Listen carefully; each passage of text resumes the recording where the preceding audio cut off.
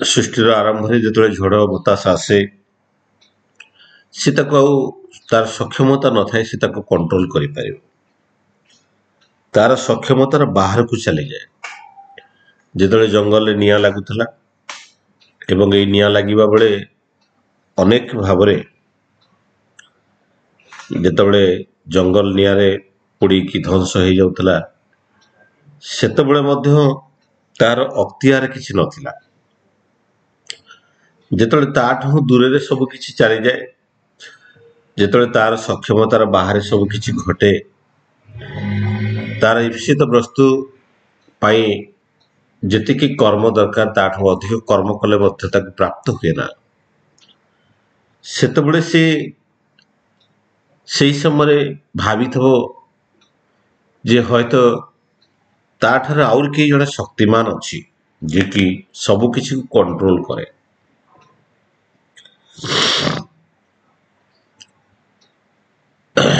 ଯିଏ ହେଉଛନ୍ତି ଏ ସୃଷ୍ଟିର ସର୍ବୋଚ୍ଚ କର୍ତ୍ତା, ଏ ସୃଷ୍ଟିର ନିୟନ୍ତା, ତାଙ୍କୁ ହିଁ ଆମେ ଈଶ୍ୱର ବୋଲି ଭାବୁ ବା ଗଡ ବୋଲି ଭାବୁ। এই গড ଯୋଉ ଶବ୍ଦ ଜିଓଡି, ଜି ହଉଛି ଜେନେରେସନ, ଓ ହଉଛି ଅପରେସନ, ଡି ହଉଛି ଡିଷ୍ଟ୍ରକ୍ସନ। ଯାହା ବ୍ରହ୍ମା ବିଷ୍ଣୁ ମହେଶ୍ୱର ବୋଲି ଆମେ କହୁ। ସୃଷ୍ଟିର ବ୍ରହ୍ମା ହେଉଛନ୍ତି ସୃଷ୍ଟିକର୍ତ୍ତା, ବିଷ୍ଣୁ ହେଉଛନ୍ତି ପାଳନକର୍ତ୍ତା ଏବଂ ଶିବ ହେଉଛନ୍ତି ଧ୍ୱଂସକର୍ତ୍ତା। କିନ୍ତୁ ଠାକୁର ତ କହୁଥିଲେ ଯଦି ରକ୍ତ ମାଂସ ଧରି କୌଣସି ଦେବତା ଧରାପୃଷ୍ଠରେ ଅବତୀର୍ଣ୍ଣ ହେଇଛନ୍ତି ସେ ହେଉଛନ୍ତି ରାମଚନ୍ଦ୍ର। ଏବଂ ତାଙ୍କ ପୂର୍ବରୁ ସତ୍ୟ ଯୁଗରେ ଯୋଉ ଦେବତାଙ୍କର କଥା କୁହାଯାଏ ଇଏ ହେଉଛନ୍ତି ଏକ ବିବର୍ତ୍ତନର ତତ୍ତ୍ୱ, that is the theory of evolution. ଆପଣ ଯଦି ଶିବ ପୁରାଣ ଦେଖିବେ କି ବିଷ୍ଣୁ ପୁରାଣ ଦେଖିବେ ତା ଭିତରେ ଥିବା ସମସ୍ତ ତଥ୍ୟ ସମସ୍ତ କାହାଣୀକୁ ଯଦି ସାଇଣ୍ଟିଫିକାଲି ଆଙ୍ଗଲରେ ଯଦି ଦେଖିବେ it is all that is the theory of evolution. ସୃଷ୍ଟିର ବିବର୍ତ୍ତନର ସମସ୍ତ ତତ୍ତ୍ୱକୁ ତାହା ପରିଲକ୍ଷିତ କରେ।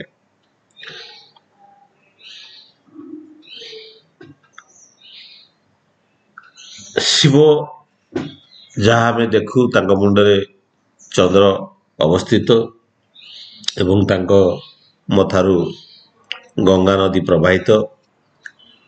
ଏମିତି ଏକ ମଣିଷ ପରିକଳ୍ପନା କରିବା ହୟତ ମାନବ ପକ୍ଷରେ ସମ୍ଭବ ନୁହେଁ। ତେଣୁ ଏହି ଅସମ୍ଭବ ନିରାକାରଙ୍କୁ ଯୋଉ ବିଶ୍ୱାସ କରି ମଣିଷ ଯେତେବେଳେ ପୂଜା କରେ ସେତେବେଳେ ତା ଭିତରେ ଯେତେବେଳେ ଏଇ ସବୁ କିଛି ତାର ସକ୍ଷମତାର ବାହାରେ ଯେତେବେଳେ ଥିଲା, ଯେତେବେଳେ ଜଙ୍ଗଲରେ ନିଆଁ ଲାଗେ ସେ ତାକୁ କଣ୍ଟ୍ରୋଲ କରିପାରେନି, ହଠାତ୍ ନିଆଁ ଲାଗେ, ହଠାତ୍ ବନ୍ୟା ଆସେ, ହଠାତ୍ ବର୍ଷା ଆସେ ଏବଂ ଯେ ଋତୁ ପରିବର୍ତ୍ତନ ହୁଏ ଇଏ ସବୁ କିଛି ତାହାର ସକ୍ଷମତାର ବାହାରେ ଥାଏ। ଯେତେବେଳେ ସବୁ କିଛି କି ତାର ସକ୍ଷମତାର ବାହାରେ ଥାଏ ସେତେବେଳେ ସେ ଭାବେ ଯେ ୟାକୁ ପାଇଁ କଣ୍ଟ୍ରୋଲ କରିବା ପାଇଁ ଆଉ କିଛି ଗୋଟେ ପାୱାର ଅଛି, ଶକ୍ତି ଅଛି। ଆଉ ସେ ଶକ୍ତିଟାକୁ ସେଇ ଶକ୍ତି ତାର ନିଜସ୍ୱ ଶକ୍ତି ଠାରୁ ଭିନ୍ନ ଏବଂ ତାଠାରୁ ଅତି ଉଚ୍ଚତର ବୋଲି ଭାବେ। ସେତେବେଳେ ସେ ତାଙ୍କୁ ହିଁ ଈଶ୍ୱର ଆଖ୍ୟା ଦେଇଥିଲା।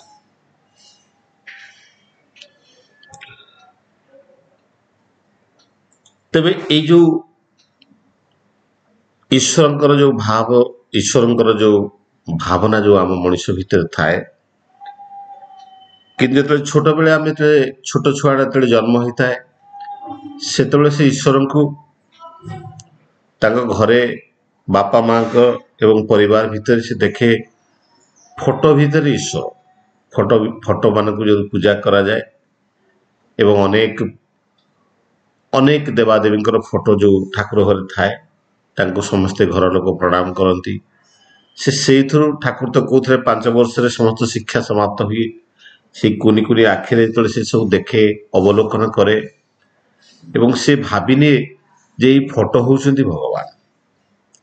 କାହା କାହା ଘରେ କିଛି ବିଗ୍ରହ ବି ଥାଏ, ସେ ଭାବେ ଏଇ ବିଗ୍ରହ ହେଉଛି ଭଗବାନ।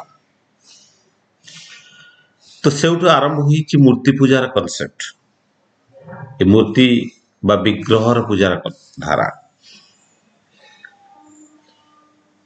କଥା ଅଛି ଯେ ଗୋଟେ ଛୋଟ ଛୁଆ ଯେତେବେଳେ ମନ୍ଦିରକୁ ତା ବାପା ସହିତ ଯାଏ, ପ୍ରଥମ କରି ଯେତେବେଳେ ଯାଏ, ଯେତେବେଳେ ଦେଖିଦିଏ ମନ୍ଦିର ବେଢା ସାମ୍ନାରେ ଯେତେବେଳେ ଏକ ବିରାଟ ସିଂହ ମୂର୍ତ୍ତି, ସେତେବେଳେ ସେ ସିଂହ ମୂର୍ତ୍ତିକୁ ଦେଖିକି ସେ ଭୟ କରେ।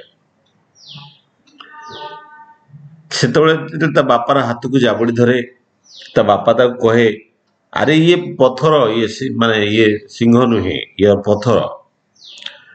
ଯେତେବେଳେ ପୁଣି ମନ୍ଦିର ଭିତରେ କାନ୍ଥ ଉପରେ ଯେତେବେଳେ ହାତୀର ପ୍ରତିଛବି ଦେଖେ ବା ହାତୀର ମୂର୍ତ୍ତି ଯେତେବେଳେ ଦେଖେ, ସେତେବେଳେ ମଧ୍ୟ ବାପା ହାତକୁ ଜାବୁଡ଼ି ଧରେ, ବାପା କହେ ନାଇଁ ଇଏ ପଥର, ଇଏ ଚିତ୍ର।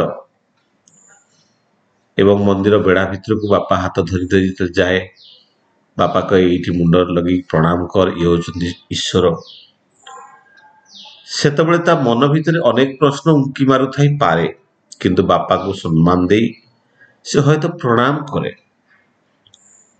ଏବଂ ତା ମନ ଭିତରେ ପ୍ରଶ୍ନ ଉଠୁଥାଇପାରେ, ତ ସେଇ ପଥରରେ ନିର୍ମିତ ଇଏ କେମିତି ଈଶ୍ୱର? ଇଏ ଆଉ ଜୀବନ୍ତ ଯୋଉଠିକି ପ୍ରଣାମ କରିବାକୁ ପଡେ, ଆଉ ସେଇ ପଥରରେ ନିର୍ମିତ ସେ ସିଂହ ମୂର୍ତ୍ତି ଆଉ ସେ ଜୀବନ୍ତ ନୁହନ୍ତି। ତେବେ ଏଇ ମୂର୍ତ୍ତି ପୂଜା ଯୋଉ ତାଙ୍କରି ଭିତରେ ଆମେ ଈଶ୍ୱରଙ୍କୁ ଅନୁଭବ କରୁ, ଈଶ୍ୱରୀୟ ସତ୍ତାକୁ ତାଙ୍କ ଭିତରେ, ସେଇ ମୂର୍ତ୍ତି ଭିତରେ, ସେଇ ଫଟୋ ଭିତରେ ତାଙ୍କର ବ୍ୟକ୍ତିତ୍ୱଟାକୁ, ତାଙ୍କର ଉତ୍ପତ୍ତିଟାକୁ, ତାଙ୍କର ଉପସ୍ଥିତିଟାକୁ ଆମେ ଅନୁଭବ କରୁ। ଆଉ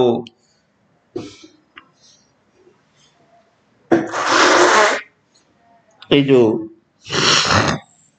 ଉପସ୍ଥିତିଟାକୁ ଆମେ ଅନୁଭବ କରୁ ସେଇ ଈଶ୍ୱରଙ୍କ ପାଇଁ।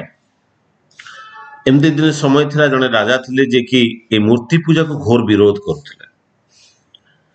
ଆଉ ସ୍ୱାମୀ ବିବେକାନନ୍ଦ ସେ ତାଙ୍କର ଅତିଥି ଥିଲେ। ସେଦିନ ସେ ତାଙ୍କ ଆତିଥ୍ୟ ଗ୍ରହଣ କରିଥିଲେ ଏବଂ ସେ ସ୍ୱାମୀ ବିବେକାନନ୍ଦଙ୍କୁ ଅତ୍ୟନ୍ତ ଅତି ଶ୍ରଦ୍ଧାର ସହିତ ସେ ତାଙ୍କୁ ପାଛୋଟି ନେଇଥିଲେ ଏବଂ ଆସନରେ ବସେଇଥିଲେ।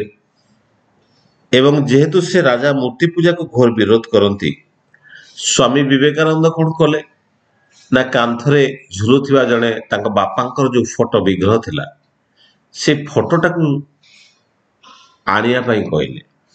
ସେ ଜଣେ କର୍ମଚାରୀ ଯାଇକି ସେଟା ଆଣିଲେ ଏବଂ ରାଜାଙ୍କ ସାମ୍ନାରେ ରଖିଦେଇ ରାଜାଙ୍କୁ କହିଲେ, ଆ ଉପରକୁ ଛିପ ପକାଅ। ରାଜା କହିଲେ, ସେ ତ ମୋ ବାପାଙ୍କର ଫଟୋ। ରାଜା କହିଲେ, ସେ ତ ଫଟୋଟା, କାଗଜଟା। କହିଲେ, କାଗଜ ହେଇପାରେ, କିନ୍ତୁ ମୋ ପାଇଁ ତ ସେ ହଉଛନ୍ତି ମୋର ବାପାଙ୍କର ଜୀବନ୍ତ ରୂପ। ମୁଁ ତ ତାଙ୍କୁ ସେ ଫଟୋ ଭିତରେ ମୋ ବାପାଙ୍କୁ ଅନୁଭବ କରେ। ଏବଂ ସେ ରାଜା ବୁଝି ଯାଇଥିଲେ ଯେ ମୂର୍ତ୍ତି ପୂଜାର ମାହାତ୍ମ୍ୟ କଣ। ତେଣୁ ସେଥିପାଇଁ ସ୍ୱାମୀ ବିବେକାନନ୍ଦ ବୁଝେଇ ଦେଇଥିଲେ ଏଇ ମୂର୍ତ୍ତି ପୂଜାକୁ ମୋତେ ବିରୋଧ କରିବା କଥା ନୁହେଁ। ତେଣୁ ଏଇ ମୂର୍ତ୍ତି ଭିତରେ ଆମେ ସେଇ ଜୀବନ୍ତ ଈଶ୍ୱରଙ୍କୁ ଅନୁଭବ କରୁ। ସତ୍ସଙ୍ଗରେ ମଧ୍ୟ ଆମେ ଠାକୁରଙ୍କର ବିଗ୍ରହକୁ ପୂଜା କରୁ, ଠାକୁରଙ୍କର ଫଟୋକୁ ପୂଜା କରୁ। ତାରି ଭିତରେ ଆମେ ତାଙ୍କୁ ଜୀବନ୍ତ ଭାବରେ ଅନୁଭବ କରୁ ଏବଂ ଠାକୁର ଜୀବନ୍ତ ଭାବରେ ସତ୍ସଙ୍ଗରେ ଉପସ୍ଥିତ ଥାନ୍ତି। ଏବଂ ତେଣୁ ଏଇ କ୍ରମରେ ଜଣେ ମନେ ପଡେ, ଜଣେ ବଙ୍ଗାଳୀ ଭକ୍ତ ଜଣେ ତାଙ୍କର ବଡ ଭାଇ କୁଳଗୁରୁକୁ ଗ୍ରହଣ କରିଥାନ୍ତି, କିନ୍ତୁ ସେ ଭକ୍ତ ଜଣକ ଠାକୁରଙ୍କର ଦୀକ୍ଷିତ ହେଇଗଲେ। ତାଙ୍କ ସାନ ଭାଇ ସେ ଯେତେବେଳେ ଠାକୁରଙ୍କ ଦୀକ୍ଷିତ ହେଇଗଲେ, ତାଙ୍କ ବଡ ଭାଇ କଣ କଲେ, ତାଙ୍କ ଘରୁ ତଡ଼ିଦେଲେ। କାରଣ ସେ ଗୁରୁଙ୍କୁ ସିଏ ବିଶ୍ୱାସ କରୁନଥିଲେ। ସେ କଣ କଲେ, ତା ପାଇଁ ଗୋଟେ ଘର ବନେଇଦେଲେ ଦୂରରେ ଏବଂ ସେ ସେଇଠି ରହିଲେ। ଏବଂ ତାଙ୍କ ବଡ ଭାଇଙ୍କ ଘରକୁ ତାଙ୍କର କୁଳଗୁରୁ ପ୍ରତି 15 ଦିନ ମାସରେ ଆସନ୍ତି, ତାଙ୍କ ଘରେ ଖାନା ପିନା କରନ୍ତି, ତାଙ୍କ ପ୍ରତି କପଡା ଲତା ସେ କରିଦିଅନ୍ତି, ତାଙ୍କର ଗୋଡ ସେବା କରନ୍ତି, ମୋଡା ଘଷା କରନ୍ତି ଏବଂ ଏଇ ପ୍ରକାର ଚାଲେ। କିନ୍ତୁ ଆଙ୍କ ଘରକୁ ତାଙ୍କ ଗୁରୁ ଆସନ୍ତି, ଠାକୁରଙ୍କୁ ଯିଏ ଗ୍ରହଣ କରିଥାନ୍ତି ତାଙ୍କ ସାନ ଭାଇ, ସେ ସବୁଦିନ ମାସକୁ ଥରେ ସତ୍ସଙ୍ଗ କରନ୍ତି, ପ୍ରତିନିୟତ ଇଷ୍ଟଭୂତି କରନ୍ତି ଏବଂ ତାଙ୍କ ବଡ଼ ଭାଇ କହିଲେ, ରାଜା ତୁ କି ଗୁରୁ କରିଛୁ ଯେ ତୋ ଘରକୁ ତ ସେ ଗୁରୁ ପଦେ ଥରେ ଦେବି ଆସୁନାହାନ୍ତି। ମୋ ଗୁରୁ ତ ପ୍ରତି ମାସରେ ପ୍ରତି 15 ଦିନେ ସଂକ୍ରାନ୍ତିରେ ମାସନ୍ତରେ ଆସୁଛନ୍ତି, ଘରେ ରହୁଛନ୍ତି, ଖାଉଛନ୍ତି, ପିଉଛନ୍ତି, ମୁଁ ତାଙ୍କ ପାଦ ସେବା କରୁଛି, ଆଉ ତାଙ୍କୁ ଖାନା ପିନା ବସ୍ତ୍ର ଦଉଛି। ତୁ କି ଗୁରୁ କରିଛୁ? ଏ ଭକ୍ତ ଜଣକ ପୁଣି ବିଷାଦ ହେଇଗଲେ। ବାସ୍ତବିକ କଥା, ମୋ ଗୁରୁ ତ ମୋ ଘରକୁ ଆସୁନାହାନ୍ତି, ମତେ କି ଦିଗ୍ଦର୍ଶନ ଦେବେ? ଯେତେବେଳେ ସେ ଯାଇକି ସେଇ ଠାକୁରଙ୍କ ପାଖରେ ପହଞ୍ଚିଲେ, ଠାକୁରଙ୍କୁ ପଛ କରିକି ବସିଥାନ୍ତି ଏବଂ ଠାକୁର ତାଙ୍କୁ ପଚାରିଲେ, ଆରେ କି ହେଲା ରେ? ସେ କହିଲେ, ମୋର ପ୍ରେଷ୍ଟିଜଟା ପମ୍ପଚର ହେଇଯାଇଛି। କେଷ୍ଟଦାଙ୍କୁ ଠାକୁର ପଚାରୁଛନ୍ତି, ଠାକୁର କହୁଛନ୍ତି କେଷ୍ଟଦାଙ୍କୁ, କେଷ୍ଟଦା ଟିକେ ବୁଝ ତ ତା ପ୍ରେଷ୍ଟିଜଟା କ'ଣ ପମ୍ପଚର ହେଇଗଲା? ଅଧା ଅଧା ଇଂଲିଶ ଶିଖିଥିବା ସେ ଲୋକ। ତାପରେ ତାଙ୍କୁ ପଚାରିଲା ପରେ ସେ କହିଲେ ଯେ ମୋ ବଡ଼ ଭାଇ ଘରକୁ ତାଙ୍କ ଗୁରୁ ପ୍ରତି 15 ଦିନେ ମାସରେ ଥରେ ଆସୁଛନ୍ତି, ଆପଣ ମୋ ଘରକୁ କେବେ ଯିବେ? ଆପଣ ତ ମୋ ଘରକୁ ବିଲକୁଲ ଯାଉନାହାନ୍ତି, ସେଥିପାଇଁ ମୋର ପ୍ରେଷ୍ଟିଜଟା ପମ୍ପଚର ହେଇଯାଇଛି। ସେତେବେଳେ ଠାକୁର କହିଲେ, ତୁ ଗତ ଶୁକ୍ରବାରରେ ଘରେ ସତ୍ସଙ୍ଗ ଦେଇଥିଲୁ ନା? ସେ କହିଲେ, ହଁ। ସେ କହିଲେ, ମୁଁ ତ ସବୁ ମାସରେ ସତ୍ସଙ୍ଗ ଦିଏ। ଠାକୁର କହିଲେ, ଗତ ଶୁକ୍ରବାର ତୁ ଯୋଉ ସତ୍ସଙ୍ଗ ଦେଇଥିଲୁ, ତୁ ବାତାସା ଦେଇଥିଲୁ ଖାଇବା ପାଇଁ, ଅନେକ ଫଳ ଦେଇଥିଲୁ ଖାଇବା ପାଇଁ, ମୁଁ ସବୁ ଖାଇଲି ରେ। କିନ୍ତୁ ଯେତେବେଳେ ପାଣି ପିଇବା ପାଇଁ ଇଚ୍ଛା କଲି, ଦେଖିଲି ପଇଡ଼ଟା ରଖିଥିଲୁ, କିନ୍ତୁ ତା ପଇଡ଼ ଭିତରେ କଣା କରିନଥିଲୁ, ମୁଁ ଆଉ ପାଣି ପିଇ ପାରିଲିନି। ନେକ୍ସଟ ଥର ଯେତେବେଳେ ସତ୍ସଙ୍ଗ ଦବୁ, ସେ ପଇଡ଼ଟାକୁ କଣା କରିକି ତାରି ଉପରେ ହିଁ ରଖିଦେବୁ। ସେତେବେଳେ ସେ ଆଶ୍ଚର୍ଯ୍ୟ ହେଲା ଯେ ବାସ୍ତବିକ ସେ ଯେତେବେଳେ ପଇଡ଼ ଦେଇଥିଲା, କିନ୍ତୁ କଣା କରିନଥିଲା। ଇଏ ହେଉଛନ୍ତି ଅନ୍ତର୍ଯ୍ୟାମୀ। ଏବଂ ଯାହା ଆମେ ଜାଣିଛୁ, ଶ୍ରୀ ଠାକୁରଙ୍କର ଦୁଇଟା ଅବସ୍ଥା ଥିଲା, ଗୋଟେ ମାକ୍ରୋସ୍କୋପିକ ଆଉ ଗୋଟେ ହଉଛି ମାଇକ୍ରୋସ୍କୋପିକ ବଡି। ଏ ସ୍ଥୂଳ ଶରୀରରେ, ସେ ଯୋଉ ମାକ୍ରୋସ୍କୋପିକ ବଡିରେ ସ୍ଥୂଳ ଶରୀର, ସ୍ଥୂଳ ଅବସ୍ଥାରେ ସେ ସବୁ କିଛି କି ଦେଖୁଥିଲେ, କଥା ହଉଥିଲେ, ଖାଉଥିଲେ, ପିଉଥିଲେ, ସମସ୍ତ ଭକ୍ତମାନଙ୍କ ସହିତ କଥା ହଉଥିଲେ ସ୍ଥୂଳ ଅବସ୍ଥାରେ। କିନ୍ତୁ ସୂକ୍ଷ୍ମ ଅବସ୍ଥାରେ ସାରା ବିଶ୍ୱ ଦୁନିଆକୁ ଆଚ୍ଛାଦିତ କରିକି ରଖିଥିଲେ। କାରଣ ତାଙ୍କର ଯୋଉ ମାନବୀୟ ଲୀଳା ଆଉ ଈଶ୍ୱରୀୟ ଲୀଳା, ଦୁଇଟା ଯାକ ଲୀଳା ଥିଲା ତାଙ୍କର।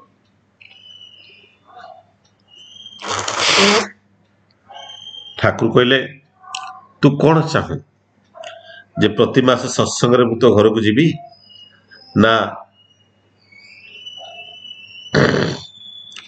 ମାନେ ଇଏ ଭାବରେ ଯିବି? ତାପରେ ଠାକୁର କହିଲେ, ତୁ ଯେତେବେଳେ ସକାଳୁ ଇଷ୍ଟଭୂତି କରୁ, ମୁଁ ସବୁଦିନ ତୋର ଇଷ୍ଟଭୂତି ଗ୍ରହଣ କରିବା ପାଇଁ ତୋ ଘରକୁ ଆସେ, ତୋ ହାତକୁ ସ୍ପର୍ଶ କରେ, ତୋ ହାତରୁ ଇଷ୍ଟଭୂତି ଗ୍ରହଣ କରେ, ଏବଂ ତୋର ପରିବାର ପରିଜନର ସୁଖ ସୁବିଧା ସବୁକିଛି ମୁଁ ଦେଖେ। ଆଉ ତୁ ଯେତେବେଳେ ନାମ କରୁ, ମୁଁ ପ୍ରତି ମୁହୂର୍ତ୍ତ ତୋ ପାଖରେ ଥାଏ। ଆମେ ଜାଣିଛୁ ନାମ ଓ ନାମ ହିଁ ହେଉଛନ୍ତି ଅଭେଦ୍ୟ। ତେଣୁ ତୁ ଯେତେବେଳେ ନାମ କରୁ, ପ୍ରତିନିୟତ ମୁଁ ତୋ ପାଖରେ ଥାଏ। ତୁ କ'ଣ ଚାହୁଁ? ମୁଁ ପ୍ରତିଦିନ ତୋ ସକାଳକୁ ଆସିବି, ଆଉ ପ୍ରତି ମୁହୂର୍ତ୍ତରେ ତୋ ସହିତ ରହିବି, ନା ଏମିତି ମାସକୁ 6 ମାସକୁ ଥରେ ତୋ ଘରକୁ ଯିବି? ସେଦିନ ଭକ୍ତ ଜଣକ କାନ୍ଦିକି ଗଡ଼ି ପଡ଼ିଥିଲା, ନା ଠାକୁର, ମୋ ଘରକୁ 6 ମାସରେ ଥରେ ଆସିବା ଦରକାର ନାହିଁ।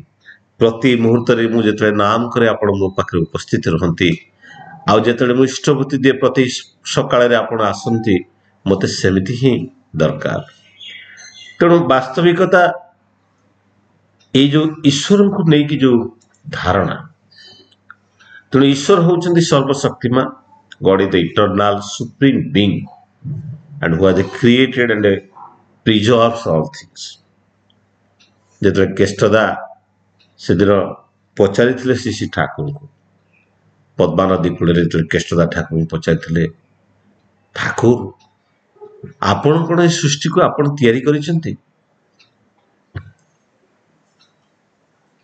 ସେତେବେଳେ ଠାକୁର କହିଥିଲେ, ହଁ। ପୁଣି ପଚାରୁଛନ୍ତି ଯେ ଆପଣ କ'ଣ ଚାହିଁଲେ ଏ ସୃଷ୍ଟିକୁ ଧ୍ୱଂସ କରିଦେଇ ପାରିବେ? ଠାକୁର କହୁଛନ୍ତି, ହଁ, କିନ୍ତୁ ମୁଁ ଧ୍ୱଂସ କରିବାକୁ ଚାହେଁ ନା। ଠାକୁରଙ୍କର ଏଇ କଥା কথୋପକଥନକୁ ଶୁଣି ପଦ୍ମାର ନଦୀ ସେଦିନ ଉଚ୍ଛରିତ ହୋଇ ଉଠିଥିଲା, କମ୍ପି ଉଠିଥିଲା ପଦ୍ମାର ଜଳରାଶି। ଏବଂ ଏହି କ୍ରମରେ ମନେ ପଡ଼େ ଠାକୁରଙ୍କର ଯିଏ ପୁସ୍ତକ ଲେଖିଥିଲେ ଜଣେ ଯିଏ ପୁସ୍ତକ ଲେଖିଥିଲେ ଏବଂ ସେ ଯେଉଁ ବହି ଲେଖିଥିଲେ ସେ ବହିର ନାଁ ଥିଲା କସ୍ମିକ୍ କ୍ରାଡେଲ ବୋଲି। ଏଲିଜାବେଥ କାର୍ମାନ ଏବଂ ଜେ କାର୍ମେନ 599 ପୃଷ୍ଠାରେ ଲେଖିଥାନ୍ତି ଯେ ଠାକୁର ଅନୁକୂଳ ଚନ୍ଦ୍ର was unrivaled observer of the entire process of creation from the prime individual point to this widely evolved vast universe। ମାନେ ସୃଷ୍ଟିର ଅତି ସୂକ୍ଷ୍ମ ସ୍ତରରୁ ଆଜି ଦେଖୁଥିବା ପୃଥିବୀ ପର୍ଯ୍ୟନ୍ତ ସମସ୍ତ ସୃଷ୍ଟିର ଠାକୁର ହେଉଛନ୍ତି observer and A creator. Hi the creator and observer of this universe. ଆଉ ଠାକୁର ଆଟମ କାହିଁକି, ପରମାଣୁ କାହିଁକି, ପରମାଣୁ ଠାରୁ ହାଇପର ଆଟମକୁ ମଧ୍ୟ ଦେଖିପାରିବେ। ତେଣୁ ଠାକୁରଙ୍କୁ he can see the atom and hyper atoms। ଆଉ ସେ ହେଉଛନ୍ତି କସ୍ମିକ ସୋଲ, ସେ ହେଉଛନ୍ତି କସ୍ମିକ ସୋଲ। ଏବଂ ଠାକୁର ମଧ୍ୟ ତାହା ହିଁ କହୁଥିଲେ, ମୁଁ ମୋର ପିଲାଦିନରୁ ସେମିତି ଦେଖେ ଯେ ସାରା ବିଶ୍ୱ ଦୁନିଆଟା it is melted into the glowing particles। ଏ ସାରା ବିଶ୍ୱଟା ଛୋଟ ଛୋଟ ଆଲୋକ କଣିକାରେ ପରିଣତ ହେଇ ମୋ ଚାରିପାଖରେ ଘୂର୍ଣ୍ଣୟମାନ ଅବସ୍ଥାରେ ଘୁରେ। ଏବଂ ଏହା କିଭଳି ସମ୍ଭବ ହୁଏ? ତେଣୁ ଏଇ ଯୋଉ ଈଶ୍ୱରଙ୍କର କଥା ଉଠେ, ଯେତେବେଳେ ଆଲବର୍ଟ ଆଇନଷ୍ଟାଇନଙ୍କର ସାର୍ ଆଇଜାକ୍ ନ୍ୟୁଟନଙ୍କର ଟେବୁଲ ଉପରେ ଗୋଟେ ସୌରମଣ୍ଡଳର ଜଣେ ମଡେଲ ତିଆରି କରିକି ରଖିଥାନ୍ତି ଏବଂ ସେ ମଡେଲକୁ ଦେଖିକି ନ୍ୟୁଟନଙ୍କର ଜଣେ ବନ୍ଧୁ ଅତ୍ୟନ୍ତ ଖୁସି ହେଇଗଲେ। ସେ କହିଲେ, ଏତେ ସୁନ୍ଦର କିଏ ତିଆରି କରିଛି? ଏ ମଡେଲ, ଏତେ ସୁନ୍ଦର ମଡେଲ କିଏ ତିଆରି କରିଛି? ସେତେବେଳେ ଆଇଜାକ୍ ନ୍ୟୁଟନ, ଆମେ ଯେଉଁମାନଙ୍କୁ ବୈଜ୍ଞାନିକ ବୋଲି କହୁ, ଆଉ ସେମାନେ ସମସ୍ତେ ହେଉଛନ୍ତି ଈଶ୍ୱର ବିଶ୍ୱାସୀ ମ୍ୟାକ୍ସିମମ୍। ଆଉ ସେମାନେ ହେଉଛନ୍ତି ବଡ଼ ବଡ଼ ଋଷି ମଧ୍ୟ। ସେ କହିଲେ, ତୁମେ ଏଇ ସାଧାରଣ ମଡେଲକୁ ଯିଏ ତିଆରି କରିଛି ତମେ ଭାବୁଛ ସେ କେଡ଼େ ବଡ଼ ଦକ୍ଷ, ଆଉ ଥରେ ଚିନ୍ତା କର ଏ ବିଶ୍ୱ ଦୁନିଆକୁ ଯିଏ ତିଆରି କରିଥିବେ ସେ କେଡ଼େ ବଡ଼ ମଣିଷ ହେଇଥିବେ, କିଭଳି ଭାବରେ କେତେ ବଡ଼ ହେଇଥିବେ। ତେଣୁ ଏଇ ଯୋଉ ବିଶ୍ୱ ଦୁନିଆକୁ ଯୋଉଟା ଆମେ ଯାହା ଦେଖୁଛୁ ଏବଂ ତାହାର ଯିଏ ନିୟନ୍ତା, ଯିଏ ତାକୁ ନିର୍ମାଣ କରିଛନ୍ତି, ପ୍ରତିଷ୍ଠାତା, ଏବଂ ସିଏ ହେଉଛନ୍ତି ଈଶ୍ୱର। ତେଣୁ ଈଶ୍ୱର ହେଉଛନ୍ତି ସର୍ବଶକ୍ତିମାନ ଆମେ ବୋଲି ଭାବୁ, ଆଉ ସିଏ ହେଉଛନ୍ତି ସବୁକିଛିର ଆଧାର ହେଉଛନ୍ତି ଈଶ୍ୱର। ତେବେ କଥା ଉଠେ, ଅନେକ କହନ୍ତି ଏକେଶ୍ୱର ବାଦ। ଶଙ୍କରାଚାର୍ଯ୍ୟଙ୍କର ଦ ମନୋଥେଷ୍ଟିକ, ଆଉ ଗୋଟେ ହେଉଛି ପଲିଥେଷ୍ଟିକ। এই যে একেশ্বরবাদ, ঈশ্বর এক সর্বশক্তিমান, কিন্তু হিন্দু ধর্মরে ইয়ে হচ্ছে পলিথিস্টিক কথা। এই শ্রীকৃষ্ণଙ୍କର ଯୋଉ କନସେପ୍ଟଟା ଅଛି, ଗୀତାର ଯୋଉ କନସେପ୍ଟ, ସେଟା ଏକେଶ୍ୱରବାଦକୁ ଦର୍ଶାଏ। କିନ୍ତୁ ଆମ ଘରମାନଙ୍କରେ ଦେଖିଲେ ଅନେକ ଦେବାଦେବୀଙ୍କର ପୂଜା କରାଯାଏ। ତେଣୁ ବହୁଶ୍ୱରବାଦ ବା ପଲିଥେଷ୍ଟିକ କନସେପ୍ଟଟା এটা অনেক সময় থাকে। এই পলিথিস্টিক কনসেপ্টটা অনেক ভাবে থাকে, কিন্তু এই যে একেশ্বরবাদ, এই পলিথিস্টিকটা বহু ঈশ্বরଙ୍କର কথা। তো ଆମ ହିନ୍ଦୁ ଦେବାଦେବୀ ଭିତରେ ଆମେ 33 କୋଟି ଦେବତାକୁ ପୂଜା କରୁ। ତ ଠାକୁର ତ କହୁଥିଲେ ଯେ ସେଇ ସମୟରେ ଯେ 33 କୋଟି ମଣିଷ ଥିଲେ ଯୋଉ ସମୟରେ ଏଇ କଥା କୁହାଯାଇଥିଲା, ତା ମାନେ ପ୍ରତ୍ୟେକ ମଣିଷ ହେଉଛନ୍ତି ଗୋଟେ କ୍ଷୁଦ୍ର ଭଗବାନ। तेणु आम जो विभिन्न प्रकार देवादेवी को पूजा करा जाए तापरे अनेक अनेक मत थाए तेणु अनेक जो अनेक मत थाए तेणु ता भीतर कथा उठे जे स्वामी विवेकानंद कौन कहते स्वामी विवेकानंद कहते the God is both personal and impersonal मोर व्यक्तिगत भगवान मु किए शिव को पूजा करे किए विष्णु को पूजा करे किए दुर्गा को पूजा करे किए कहार भक्त हो पारे तेणु ये बहुत पर्सनल भी पर्सनल गॉड हो पारती इम्पर्सनल गॉड भी हो पारती किंतु स्वामी विवेकानंद कहते the God is the formless and all pervading and all knowing the Brahman the fundamental essence of the universe ये विश्वर फंडामेंटल एसेंस होचंती से ईश्वर तेणु ब्रह्म ये जो ब्रह्म कथा जिते उठे तेरे ठाकुर कथा मन पड़े ठाकुर कहते ये ब्रह्म कौन ठाकुर कहते जहाँ वृद्धि प्राप्त ही जहाँ किसी हुई मध्य ताही रही ब्रह्म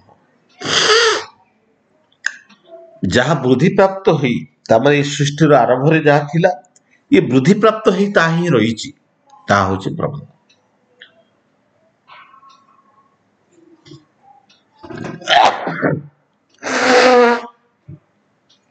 ये ब्रह्म को देखले ब्रह्मर कथा को जिते आम देखू से फॉर्मलेस गॉड कथा आम चिंता करा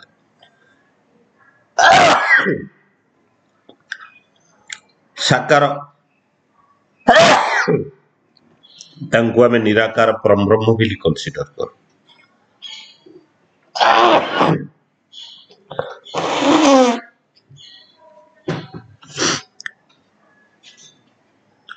निराकार परम ब्रह्म भी कंसीडर कर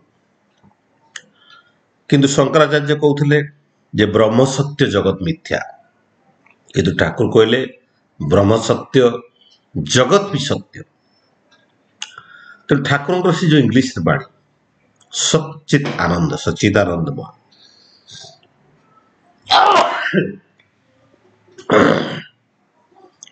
सता सचिदानंदमय कथा सता सचिदानंदमय कथा ये जो सता सचिदानंदमय कथा उठे ठाकुर कहते the existence of all that exist that is the सत जहाँ किसी एक्जिस्ट करुछि ता होछि सत ठाकुर को सत्यानुसरण प्राणी अच्छी जार अस्तित्व अच्छी एवं तार विकास अच्छी ता ही होछि सत्य बा रियल तेणु आम जहाँ किसी देखुचु सब किसी तो सत्य खाली ब्रह्म सत्य नुहे माने आत्माटा खाली सत्य नुहे ये जहाँ किसी देखुचु सब किसी सत्य आउ ये सतर गुढ़ रहस्य को जी देखी पारती से माने होचंदी मुनि और ऋषि जी मनन करती और जी प्रैक्टिकली अप्लाई करती से तो ऋषि से ठाकुर से कहते the existence of all that exist that is the sat and the responsive of all that respond that is the chit and the becoming of all that coming that is the ananda that is the sachchit ananda the responsive of all that respond a responsive of all that respond आम कौन respond करूँ आमर चेतना ही ए response तेज जो चेतनार कथा उठे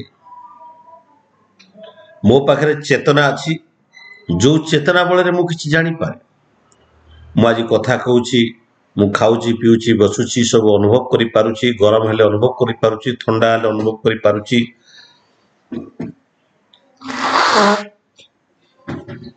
ये सब किसी की जहाँ किसी अच्छी से हूँ मोर चेतना एवं मु जहाँ किसी घटुची सब रेस्पॉन्ड करुच्ची गरम हेले घोड़े पड़ुची शीत हेले घोड़े पड़ुची गरम हेले गाधे पड़ुची कि किसी ठंडार व्यवस्था करुच्ची कहीं मु सब किसी रेस्पॉन्ड करुच्ची से मो पाखे से रेस्पॉन्स अच्छी बा चित्त अच्छी तो ये जो चित्तटा अच्छी ये चित्तटा ये जो माने कॉन्शियसनेसटा चेतनाटा ये चेतना ही मनुष्य को ईश्वर ठार भिन्न कर तोड़े जिते ईश्वर जिते धरापृष्ठ अवतारण करती अवतारी बोली कहुए तो तो ईश्वर मानव रूप में धरापृष्ठ आसती बोलिकी रामकृष्ण परमहंस भी मानती, स्वामी विवेकानंद मानती, जैनजिम माने मानती, बुद्धिजिम माने मध्य मानती। तेरे ईश्वर जो मानवीय लीला जिते मानव रूप में धरापृष्ठ को आसती से कौन हुए ये मानवीय लीला जिते करती भितर मोरी भली चेतना न थाए, मो पाखे इंडिविजुअल कॉन्शियसनेस थाए, किंतु ईश्वर पाखे यूनिवर्सल कॉन्शियसनेस थाए, विश्व चेतना भितर जागृत थाए। तेणु जहाँ ठाकुर कहते प्रत्येक मनीष होते गोटे क्षुद्र भगवान, आम भितर भगवत सत्ता अच्छी, तेणु जागृत करने ठाकुरत्व जागृत करने मोर ये कॉन्शियसनेस टाको इंडिविजुअल कॉन्शियसनेस रु यूनिवर्सल कॉन्शियसनेस को कन्वर्ट करने पड़ो। तेरे कॉन्शियसनेस टा कौन? मो गोड़ पेन करुच्ची मु जानी पारुची, मो छाती पेन करुच्ची मु जानी पारुची, पेट डाइजेशन होनी मु जानी पारुची, मते गरम होची ठंडा होची मु जानी पारुची, किंतु ठीक से समय मो स्त्री रो जते गोड़ पेन करुच्ची मु जानी पारुनी, से पेन से दर्द टाको मु अनुभव करि पारुनी। स्त्री जेतले कष्ट पाउची मु सेतले मो अनुभव करि पारुनी। मोर माँ बापांकर बयसाधिक कारण वृद्ध अवस्था जो कष्ट पाउछंती से कष्टटा को मु अनुभव करि पारुनी, कारण मु मो चेतना भितर ही जीवित, मो अन्यर चेतना को मो भितर मु बुझी पारे ना, कारण मो भितर से यूनिवर्सल कॉन्शियसनेस टा नाही। सर्वभूत आत्मबोध मो भितर रवि न था। मु गाई गोरु को मारे, कुकुर को बाड़ी धरिकी पिटी दिए एवं मशा माछी एम सब मारी दिए, कि भितर थिबा से वेदना, से मृत्यु बेल जो मशाटा को मारी दिए, मृत्यु बेल से वेदनाटा को मु अनुभव करि पारे ना, कारण मो भितर से यूनिवर्सल कॉन्शियसनेस टा न था। किंतु ठाकुर पाखे से यूनिवर्सल कॉन्शियसनेस टा थिला, विश्व चेतना जागृत पुरुष से वैशिष्य पाड़ी आपुरणे माने द फुलफिलर द बेस्ट। तेबे एठी कथा उठे जे एई कॉन्शियसनेस टा ही ईश्वरंकर अंश, आउ ये कॉन्शियसनेस टा ही जड़े मनीष साधारण मनीष आउ ईश्वर भीतर पार्थक्य तैयारी करे। ठाकुर जिते कलिकतार अवस्थान करथंती बहुत कम बयस समय, पाखे जड़े बसिकी खाद्य ग्रहण कर भोजी खाऊ एवं से कहते अंटारे अति पेन करुच्ची, से चलवा संभव नुहे, बहुत कष्ट आसछंती, अंटा इति दर्द करे एवं से से जो कष्टटा को से ठाकुर को कहते एवं खाई सारा पर देखागला से लोकर दर्द आउ नाही, से आराम रे उठिकी चलीगला, किंतु ठाकुर उठी पारे ना, कारण ठाकुर पाखे से विश्व चेतना ही थिला, कारण ठाकुर तार दरद टाकू कष्ट टाकू निज अनुभव कर ठाकुर पाखे से पेन आसला, ठाकुर हाथ धरिक उठेबा पड़ा, ठाकुर उठी पारे किंतु से लोक आराम उठीगला, कारण समस्त वेदना को सी अनुभव कर जिते कृष्ण प्रसन्न भट्टाचार्य जो जानले ठाकुर होते भगवान बोली, ठाकुर पाक आसते दर्शन करने देखिले ठाकुर गोटे दौड़िया खट उपर शोचे सिंकोरिन इंजेक्शन दि जाए, ओ आ कर चित्कार कर मन मन भाविले ये कौन भगवान जे निजर पेन को दूर कर पारना, सी कि भगवान। ठाकुर को पचारे ठाकुर आपण को लोक मैंने भगवान कहते, किंतु आपण तो निजे पेन पाँच, आप निजे तो कष्ट निजर दूर कर पारना, आपण कि अन्य मानकर कौन दुख दूर कर। ठाकुर से कहले आगे गोटे आंब गछर गोटे गछर गछटा डालटा तल को नई जाए पुणी ऊपर उठी जाए किए किए कर शब्द कर उठी जाए, से ठाकुर कहते तुम से गछ को देखिपार से कि किए किए शब्द कर ऊपर उठी जाऊँगी। कृष्ण प्रसन्न भट्टाचार्य मन मन भाविले मो प्रश्नर उत्तर तो ठाकुर देले। ठाकुर पाखे अनेक दिन अवस्थान पर से अनुभव कले जे ठाकुर पाखे से माने से जो गछर से गछ भीतर जो कोरड़ है भांगिला जो कष्ट से उठुची, से कष्टटा ठाकुर अनुभव करते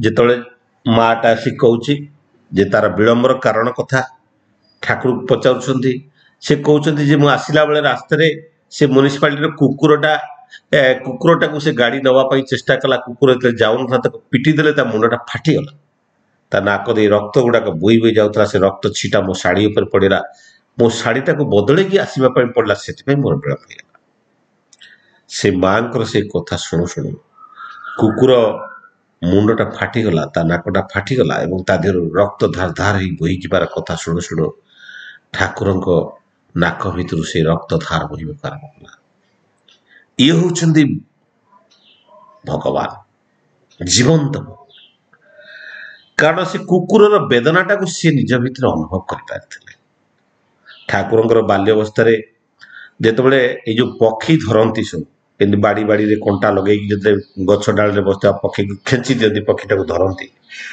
ठीक जो खेची दिखती ठाकुर से वेदनाटा को सही पारती गड़ी पड़ती रास्ता उपरे माने से पड़िया माने गड़ी गड़ी की से वेदनाटा को अनुभव करते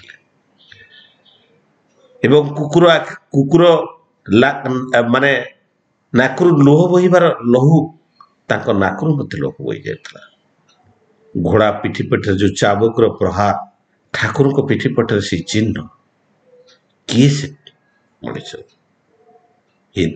भीतर से विश्व चेतना थिला यूनिवर्सल कॉन्शियसनेस पाखे थिला सेतिपाई से सब किसी को अनुभव करि पारुथिले सेतिपाई ठाकुर कहउथिले the call of your sound reaches to me because I am the sound पुन ठाकुर कहउथिले जियंता पृथ्वीटा होचे शब्दर घनायित रूप ठाकुर शोइचंदी हठात उठी पडुचंदी एवं कहउचंदी आमी अछि आटलांटिक महासागर जहाज बुड़ी जाउची एवं ताहार रक्षा करिया पई ठाकुर व्यवस्था हेची एवं तापर सकाळे जना पड़ी जहाज बुड़ी जाइए आउ गोटे जहाज सहित रक्षा कर ये होउचंदी श्री ठाकुर लाल बहादुर शास्त्री ताशकंड चुक्ति समय मृत्यु हो जाउची 2 बजे राति 2 बजे जेहेतु से ठाकुर जड़े अति प्रिय मनीष थिले शेष मुहूर्त हयतो ठाकुर को से मन पकई दिन 12 बजे ठाकुर बस हठात किना कहउचंदी शास्त्री जी चले गए ये किभଳି संभव because the call of sound reaches to me because I am the sound से होचंदी शब्दर ए विवर्तनर सबुठ विवर्तित पुरुष होचंदी श्री ठाकुर तेरे ये कथा उठे विभिन्न कॉन्सेप्ट जो विभिन्न धर्म मानकर विभिन्न प्रकार कथा आसे दे विवेकानंद जो ब्रह्मर कथा कहते ठाकुर ताकि बुझे देते the Brahman who the ultimate reality in the formless finite beyond the human comprehensions मनुष्यर इमेजिन करबा ठार बहुत ऊर्ध्वरे एवं स्वामी विवेकानंद ताहा भी कहते the God is external and it is also internal प्रति इंडिविजुअल प्रत्येक मनुष्य भितर ईश्वर सत्ता अच्छी जहाँ ठाकुर कहते आउ ए जो पर्सनल गॉड आ इम्पर्सनल गॉड कथा तो कहती एवं से यूनिवर्स ये जो विवेकानंद जहाँ इम्फेसाइज करुले कहते God is not separate from the universe but is present in everything सब भितर से ही विद्यमान एवं जदि आम महाभारत से कथा देखु जो जो समय आम जाचु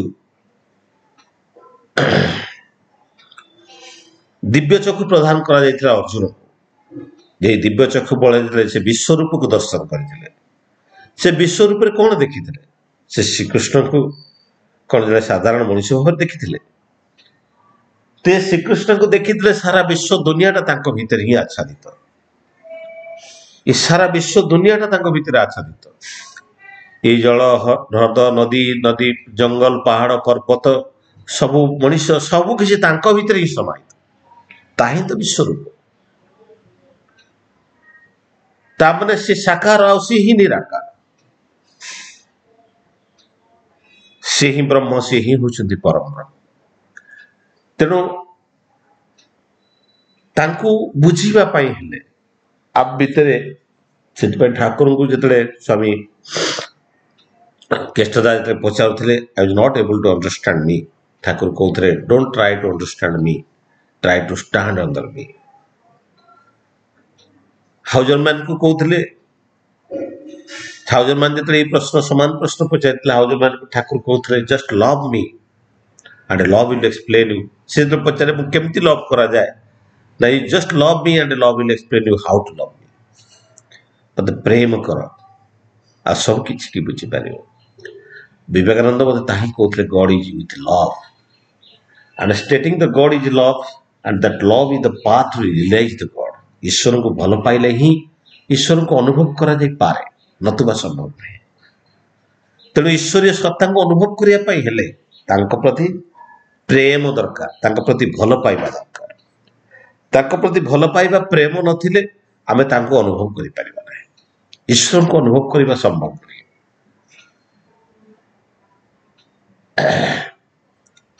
तेणु रामकृष्ण परमहंस जे कि कहते जे से कहते रामकृष्ण परमहंस आम जानी से होती कालींकर भक्त एवं से कहते जे ईश्वर होती शक्ति बा माँ काली जमी डिवाइन मदर से कहते द ईश्वर होती the divine mother and he the supreme energy शक्ति तो आम चाकू जहाँ कहते जे विश्व दुनियाटा दीटा जिनस तैयारी गोटे हूँ एनर्जी आउट हूँ मैटर आउ ये एनर्जीटा हूँ आत्मा आ मैटरटा हूँ शरीर सत्ता अस्तित्वर कथा द बीइंग एंड बिकमिंग कथा यही सत्तार आम बंची रहू अस्तित्व आम वृद्धि पाऊ तेज रामकृष्ण परमहंस कहते द गॉड मनीष रूप में अवतीर्ण करती एवं से निजक गोटे अवतार बोली कहते एवं तांकर जो टीचिंग गुड़ा थिला ताटी माने से कहते से अवतार ऊपर से मत विश्वास करते एवं से जो अन्य फॉर्मलेस ये अवतार को ऊपर मत विश्वास थिला एवं काली को सेथिपाई पूजा करते से शक्तिमान बोली भावुले शक्तिर समस्त शक्तिर उत्स बोली से भावुले कि शंकराचार्य कनसेप्ट जो से कहते से तो कहते ब्रह्म सत्य जगत मिथ्या से फॉर्मलेस गॉड को विश्वास करते किंतु शंकराचार्य से गोटे कथा थिला द ईश्वर होउछन सच्चिदानंदमय जहाँ ठाकुर को कथा बुझौते सता सच्चिदानंदमय असत निरोधी सत्य ही एवं गॉड इज द सच्चित आनंद एवं से कहते गॉड इज सत गॉड इज चित एंड गॉड इज आनंद ईश्वर होउछंदी सत ईश्वर होउछंदी चित ईश्वर होउछंदी आनंद ये शंकराचार्य कथा तेणु शंकराचार्य ताही बुझे दे ये जो ब्रह्म द अल्टीमेट रियलिटी कथा आ जहा से कहते तो ब्रह्म सत्य जगत मिथ्या किंतु ठाकुर तो कहते जे ब्रह्म सत्य और जगत भी सत्य तेणु यही क्रम मोर मन पड़े रामकृष्ण परमहंस आउ थे मत कहते जमी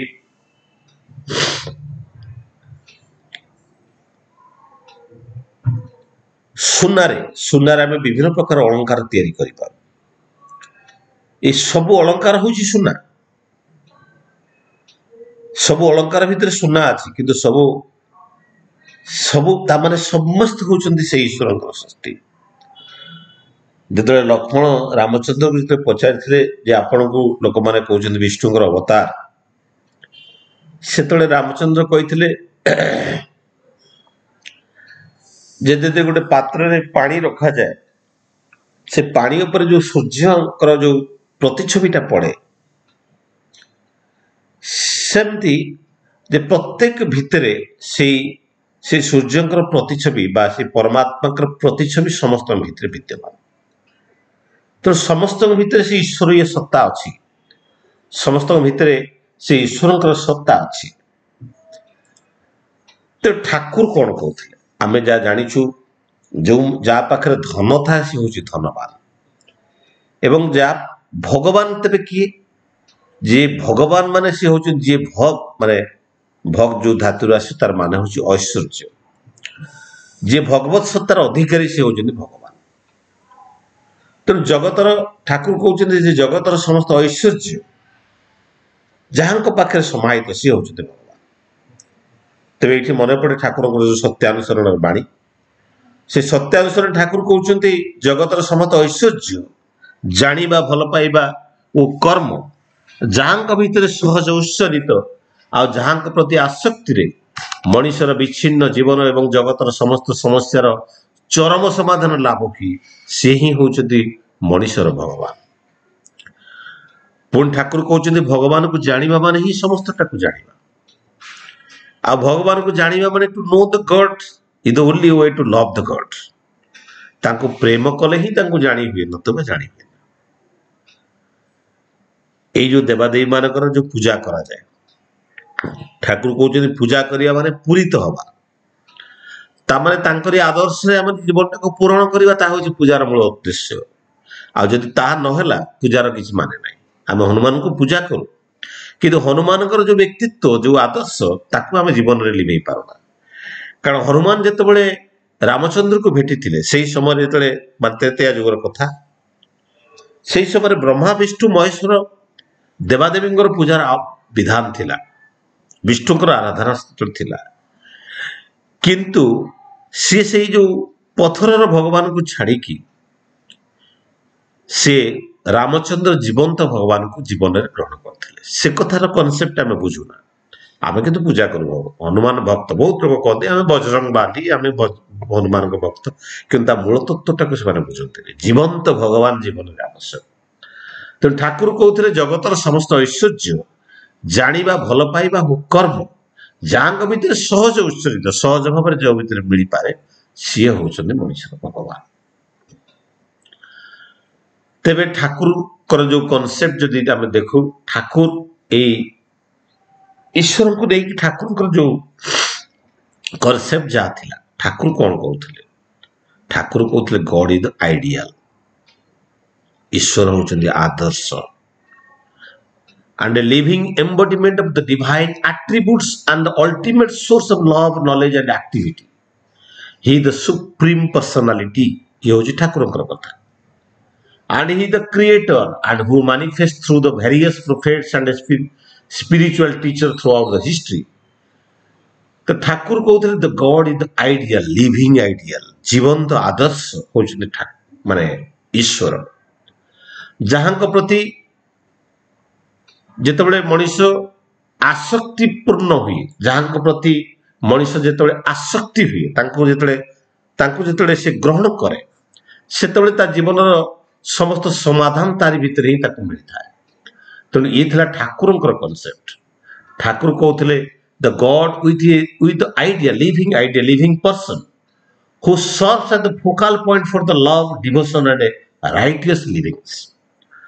ମାନେ ଜୀବନଟାକୁ ସୁଚାରୁ ରୂପେ ଚଳେଇବା ପାଇଁ ଯିଏ କମ୍ପ୍ଲିଟ ପୂର୍ଣ୍ଣ ଭାବରେ ଜୀବନ୍ତ ଥାନ୍ତି, ତାଙ୍କୁ ହିଁ ସିଏ ହିଁ ହଉଛନ୍ତି ଭଗବାନ। ତେଣୁ ଠାକୁର କହୁଥିଲେ ଦ ଲିଭିଂ ପର୍ସନ, ସେ ହଉଛନ୍ତି ଜୀବନ୍ତ ଆଦର୍ଶ, ଯିଏକି ଉଦାହରଣ ହୁଅନ୍ତି, ମାନେ ସେ ଏକ୍ସାମ୍ପଲ, ଉଦାହରଣ ହେଇ ଗଢ଼ି ଉଠନ୍ତି ତାଙ୍କର ସେ ଡିଭାଇନ କ୍ୱାଲିଟି ଦ୍ୱାରା। and to serve as the guide for the humanity, ମଣିଷକୁ ଗାଇଡ କରିବା ପାଇଁ ତାଙ୍କର ସେ ଡିଭାଇନ କ୍ୱାଲିଟି ଦ୍ୱାରା ସେ ଗଢ଼ି ଉଠନ୍ତି। ଏବଂ ଠାକୁର ତାହା ମଧ୍ୟ କହୁଥିଲେ ଯେ ଏ ଯୋଉ ରାମକୃଷ୍ଣ, ବୁଦ୍ଧ, ଜେସସ୍, ମହମ୍ମଦ, ଚୈତନ୍ୟ, ରାମକୃଷ୍ଣ ପରମହଂସ, ଏ ସମସ୍ତେ ହଉଛନ୍ତି ଅବତାର ବୋଲି ଠାକୁର ଚାହୁଁଥିଲେ। କିନ୍ତୁ ଆମେ ଜାଣୁ ଯେ ରାମକୃଷ୍ଣ ପରମହଂସଙ୍କ ପରେ ଠାକୁର ହଉଛନ୍ତି ଅବତାର।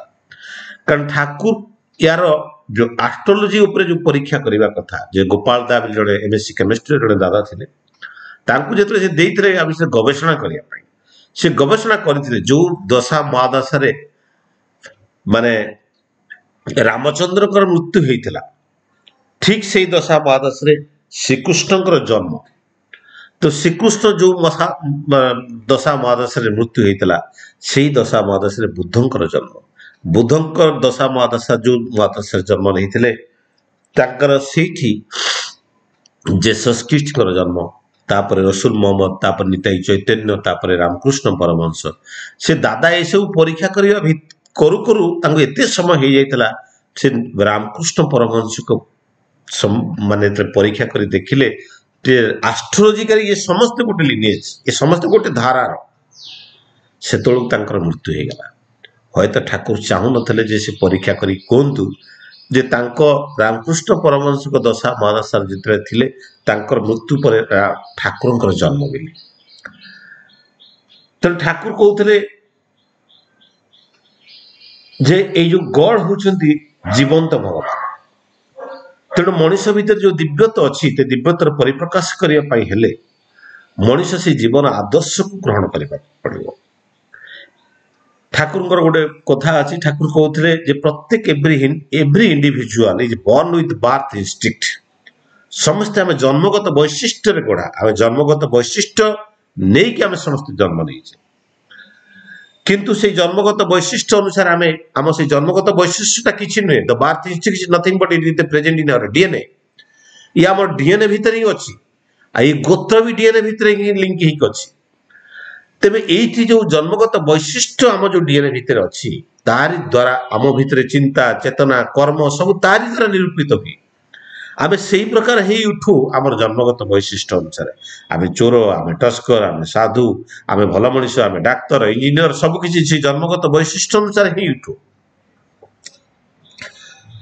ଠାକୁର କହୁଛନ୍ତି ଯେତେବେଳେ ସାଧାରଣ ମଣିଷଟା ଯେତେବେଳେ ଜୀବନ୍ତ ଭଗବାନଙ୍କୁ ତା ଜୀବନରେ ଆଦର୍ଶ ରୂପେ ଗ୍ରହଣ କରେ ସେତେବେଳେ ସେ ଜୀବନ୍ତ ଭଗବାନଙ୍କର ଆଦର୍ଶ, ଜୀବନ୍ତ ଭଗବାନଙ୍କର ବୈଶିଷ୍ଟ୍ୟ ତାର ବୈଶିଷ୍ଟ୍ୟରେ ପରିଣତ ହେଇଯାଏ। The birth instinct of the living ideal is the instinct of the individual ହେଇଯାଏ। ଯେତେବେଳେ ଆମେ ଠାକୁରଙ୍କୁ ଜୀବନ ଆଦର୍ଶ ଭାବରେ ଗ୍ରହଣ କରୁ ସେଇ ଜୀବନ୍ତ ଆଦର୍ଶଙ୍କର ବୈଶିଷ୍ଟ୍ୟ ମୋର ଆଦର୍ଶ ରୂପାନ୍ତରିତ ହୁଏ ଏବଂ ସେତେବେଳେ ମୁଁ ଗୋଟେ ଦିବ୍ୟତ୍ୱରେ ପରିପ୍ରକାଶ ହୁଏ, ମୁଁ ତାଙ୍କ ଭଳି ହେଇ ଉଠେ। ତାହିଁ ଠାକୁରଙ୍କର ଯୋଉ କନସେପ୍ଟ ଯାହା ଅଛି। ତେଣୁ ଆମେ ତ ଜାଣିଛୁ ଅନେକ କଥା, ତା ଭିତରେ ବିଭିନ୍ନ ପ୍ରକାର ଯୋଉ ଆମେ ଯାହା ଜାଣିଲୁ ଯେ ଈଶ୍ୱର ହଉଛନ୍ତି ଏ ଆତ୍ମାର ଏକ ରୂପ। ଆମ ଭିତରେ ଯୋଉ ଆତ୍ମା ଅଛି ତାହା ହଉଛି ଈଶ୍ୱରଙ୍କର ସ୍ରଷ୍ଟା। ସର୍ବଭୂତରେ ଆତ୍ମବୋଧ ହିଁ ଆମ ଜୀବନର ସର୍ବଶ୍ରେଷ୍ଠ ଶିକ୍ଷା ଆଉ ସର୍ବଶ୍ରେଷ୍ଠ ଜ୍ଞାନ। ତେବେ ଏଇ ଯୋଉ ଆତ୍ମାର କଥା ଉଠେ, ଗୋଟେ କିଛି ଲୋକ ଥାଆନ୍ତି ଯୋଉମାନେ ପାପ କର୍ମରେ ଲିପ୍ତ ରହନ୍ତି। ଠାକୁର କହୁଥିଲେ ଯେ ପାପ କଣ? ଠାକୁର କହୁଥିଲେ ଯାହା କରିଲେ ରକ୍ଷା ପାଇବାର ମଣିଷ ପତିତ ହୁଏ ତାହା ହିଁ ହଉଛି ପାପ। ନିଜକୁ ରକ୍ଷା କରିବା ସମ୍ଭବ ହୁଏନି ତାହା ହଉଛି ପାପ। এই ସତ୍ତା ଅସ୍ତିତ୍ୱକୁ ଯୋଉଟା ରକ୍ଷା କରିବା ସମ୍ଭବ ହୁଏନି ତାହା ହଉଛି ପାପ। ତ ଏଇ ପାପ ଧାରଣ କରୁଥିବା ଯୋଉ ଆତ୍ମା ଗୁଡାକ ସେମାନେ ହଉଛନ୍ତି ପାପାତ୍ମା। ମାନେ ଆମେ ପ୍ରଥମେ ଜାଣିଲେ ଯେ ପାପାତ୍ମା କଣ, ମାନେ ଏଇ ଆତ୍ମା ତ ହଉଛି ସଦା ସଚ୍ଚିଦାନନ୍ଦମୟ। ଇଏ ହଉଛନ୍ତି ଏମାନେ କୌଣସି ଅସତ୍ ନିରୋଧୀ ସତ୍ୟ ହିଁ ସତା ସଚ୍ଚିଦାନନ୍ଦମୟ। ସତ୍ତା ବା ଆତ୍ମା ଇଏ ସଚ୍ଚିଦାନନ୍ଦମୟ, ଇଏ ଅସତକୁ ନିରୋଧ କରେ।